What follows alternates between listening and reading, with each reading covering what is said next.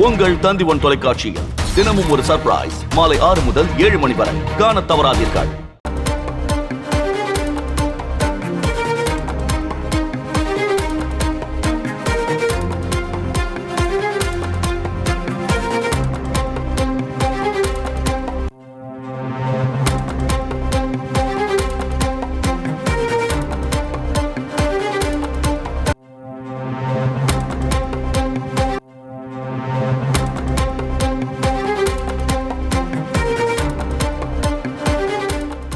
தமிழகம் முழுவதும் செயல்பட்டு வரும் அம்மா உணவகங்களை சிறப்பாக செயல்படுத்த முதலமைச்சர் ஸ்டாலின் உத்தரவு பிறப்பித்திருக்கிறார்.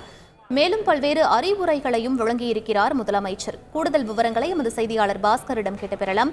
வணக்கம் பாஸ்கர், என்னென்ன அறிவுறுத்தல்களை வழங்கியிருக்கிறார் முதலமைச்சர் ஸ்டாலின்? முழு விவரங்களை பதிவு பண்ணுங்க. அம்மா உணவகங்களை சிறப்பாக நடத்த தமிழக முதலமைச்சர் உத்தரவிட்டிருக்காரு. தேனாம்பேட்டையில் இருக்கக்கூடிய அம்மா உணவகத்துக்கு திடீர் ஆய்வுக்கு மேற்கொண்ட தமிழக முதலமைச்சர் அங்கு உணவினுடைய தரத்தை குறித்தெல்லாம் கேட்டறிந்தார். 21 கோடி ரூபாய் செலவுல சென்னையில் இருக்கக்கூடிய அம்மா உணவகங்களை மேம்படுத்திட ஆணையமும் பிறப்பித்திருக்கிறார்.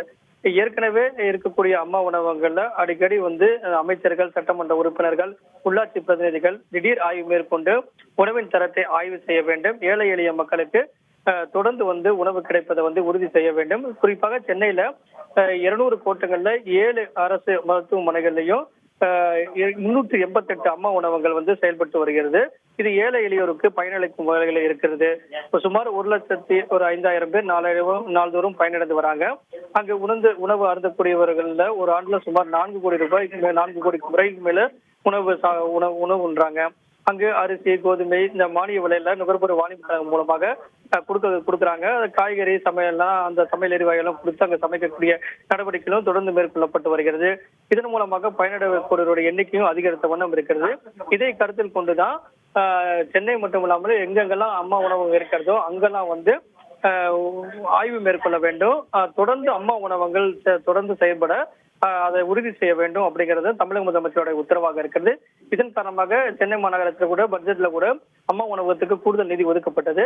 இதன் காரணமாக தொடர்ந்து அம்மா உணவகங்கள் செயல்படுத்தப்படும் அப்படிங்கிறதும் தமிழக முதலமைச்சர் உறுதி செய்யப்பட்டிருக்கிறது. அதே நேரத்துல உணவினுடைய தரம் அவ்வப்போது ஆய்வு செய்ய வேண்டும் அப்படிங்கிறதும் அமைச்சர்கள், சட்டமன்ற உறுப்பினர்களுக்கு தமிழக முதலமைச்சர் விடுக்கக்கூடிய உத்தரவாகவும் உள்ளது. இப்ப சென்னையில் இருக்கக்கூடிய உணவகத்துக்கு கூடுதலாக ஒரு 21 கோடி ரூபாய் என்பது நிதியும் ஒதுக்கப்பட்டிருக்கிறது தமிழக முதலமைச்சர் மூலமாக. விவரங்களுக்கு நன்றி பாஸ்கர். உங்கள் தந்திவன் தொலைக்காட்சியில் தினமும் ஒரு சர்ப்ரைஸ் மாலை 6 முதல் 7 மணி வரை காணத் தவறாதீர்கள்.